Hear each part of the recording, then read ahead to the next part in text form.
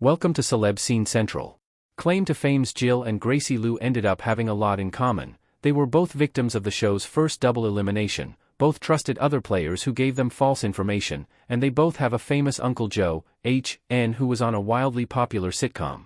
Wednesday's episode saw Gracie Lou forced into the guess-off as the losing team captain of an earlier clue-finding mission. She also had to pick another player to be an additional guesser and chose Jill to go first. Jill took the advice of practically the entire house in guessing that Miguel was related to Antonio Banderas, whom she'd never heard of. This was wrong, and it turned out everyone was duped by a brilliant scheme concocted by Miguel with help from Dedrick to feed the house fake info.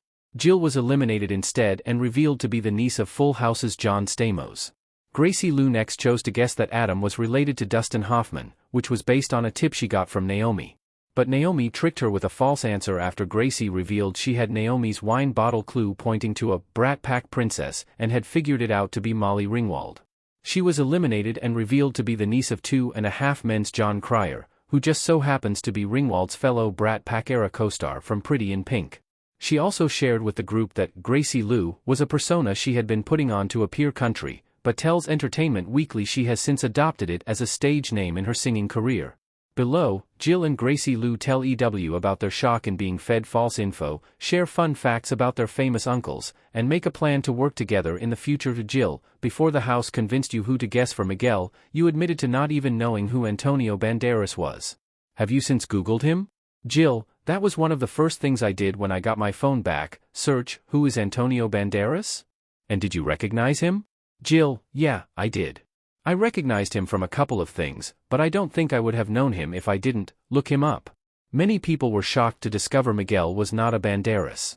Did you know you'd been duped, or did you think that someone just hadn't put the clues together? Jill, honestly, I thought that everyone in the house was in it with me. I didn't realize there was so much scheming going on behind my back. So I thought that everyone was as shocked as I was. Gracie, you also ended up going home after being deceived by another player. Did you immediately know Naomi had given you a fake guess? Gracie LOU, not immediately, no. I had kind of this gut feeling that it was wrong, but at the time I was going with the best option that I could. It was still early, so we were all confused on everyone. So that was just something that I was grasping onto. When you chose Jill to be the first guesser, were you going with HUD's suggestion to have her choose Miguel, giving you another chance to guess him if she was wrong? Why not make that guess yourself since it felt easy at the time? Were you already set on Adam instead? Gracie LOU, that was a tricky decision. Jill and I did decide that she was gonna go first just to rip the band-aid off and get it over with, and, you know, she really took one for the team. Thank you, Jill, much love for you. You're the best. Part of me was thinking, oh, maybe HUD's got something like I could, you know, try another person for Miguel, but in the end I was just thinking, I just need to stick to what I've planned on no matter what. Could go great, could go absolutely wrong. When I did find out about Miguel, not being related to Banderas, I was kind of like, alright, I just don't even want to attempt with him again. I was shocked, honestly. I had not heard anyone guessing John Stamos in the house. Had you? And what was the biggest clue? Jill, I had not heard his name mentioned at all. I felt like I was a little bit defeated once it was revealed because no one knew me. I think the biggest clue was just like the Greek stuff that was kind of all over in there. I could tell that a lot of people were surprised and I did not hear his name mentioned once. How similar is he as a real uncle to being Uncle Jesse to the Tanner girls on Full House? Jill, he was very similar to how he was on Full House. He's this person who's portrayed as someone who's gonna do anything for those girls and just be the silly goofy uncle that's around encouraging and making memories with the twins on the show. And he is very similar to that. He's been one of the most supportive people in my life and is just overall an amazing person, and I'm so lucky to have him. That duck was a pretty huge hint for John Cryer, and we found out there was also a 2.5 Men clue. Had you heard anyone say his name? Gracie LOU, I heard it once, but it was just kind of thrown out, you know, mixed in with a list of possible celebrities, and I don't even think I was in the room when I heard it.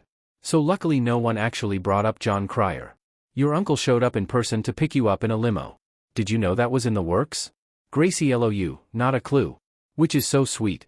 Such a silly, lovely moment. We don't yet know if it's true, but what did he say when you told him your theory that Naomi is related to his Pretty in Pink co-star Molly Ringwald? Did he agree with your guess for that Brat Pack princess clue? Gracie LOU, he did agree a little bit, and he just thought that would be a wonderful connection, and kudos to the producers and the casting team for bringing us all together. He thought that would be a really cool moment if it were true. Can you each share a fun fact about your uncles that fans might not know? Gracie LOU, my uncle is actually a wonderful singer and not a lot of people know that because he mostly just acts. But he's done Broadway before and he's just as goofy off screen as he is on screen. He loves Legos and stuff like that. He's a nerd. Love him. Jill, he has been painting portraits of my whole family and he's actually pretty good. It was kind of just something random that he picked up during COVID and he has gotten really good. I remember one day we were sitting in the Disneyland hotel and he was like, I'm just going to paint something real quick. It was for my birthday and he painted this whole thing of my mom, and I was like, that actually looks so much like her. Like, what? Gracie, are you gonna take this Gracie Lou character on the road? Gracie LOU, oh, I'm hoping to. Gracie Lou has kind of been a stage name that I've been toying with recently with my songwriting and I'm really hoping that from here on out, I can continue to work on music. I am a vocalist for multiple groups right now, so just continuing to do music is the goal. And have you and your uncle duet yet? Gracie LOU, oh, we have not, but that would be fun. Coming soon, coming soon. Jill, what's next for you in your real life?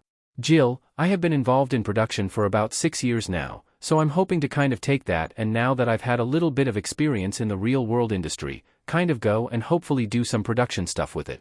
Gracie LOU, you can come with me, we can make a tour or something. Jill, let's do it.